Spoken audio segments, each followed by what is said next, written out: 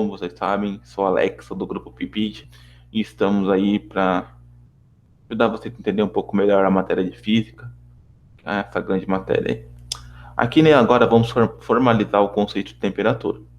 Temperatura é uma grandeza física que mede o grau de excitação térmica ou energia cinética, translacional, rotacional, vibracional dos átomos e moléculas que constituem um corpo. Ou seja, quanto maior o grau de excitação das partículas, maior a temperatura. Esse grau de agitação das moléculas condicionam a temperatura do corpo, ou seja, moléculas com pouca agitação se concentram, fazendo com que o corpo apresente baixas temperaturas, enquanto as moléculas com muita agitação se espalham e apresentam altas temperaturas. Como mostra as imagens abaixo.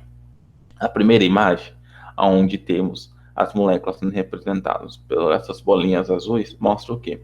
Que elas estão se concentrando, as partículas estão se concentrando, as moléculas estão se concentrando. Então, isso significa o quê? Que elas não estão se agitando muito, e assim faz com que o corpo fique com uma baixa temperatura. Nessa segunda imagem, mostram as partículas se espalhando, se agitando muito, ficando espalhado, e assim faz com que o corpo fique com uma alta temperatura, certo? Aqui vamos falar dar um exemplo, falar um pouco sobre a agitação das moléculas em função da variação da temperatura. Tendo deduzido o conceito de temperatura apresentado e formalizado, trataremos da relação entre temperatura e molécula e o estado da matéria, usando o simulador, seguindo alguns procedimentos para a realização da atividade. É importante observar todas as variáveis presentes na simulação, de forma a deixar claro que esse grau de agitação também está fortemente relacionado com os estados básicos da matéria, usando a água ou outros elementos como exemplo. Antes de vocês ir para o simulador, vamos falar um pouco dessa imagem aqui, certo? Onde temos os três estados da água, onde está o sólido, o líquido e o gasoso, e embaixo podemos ver que tem uma tabelinha, certo? Que vai do frio ao quente. Em cada extremo, onde está o extremo, onde está no começo, onde está o extremo frio, está o estado sólido da água, certo? Então, o que significa nisso?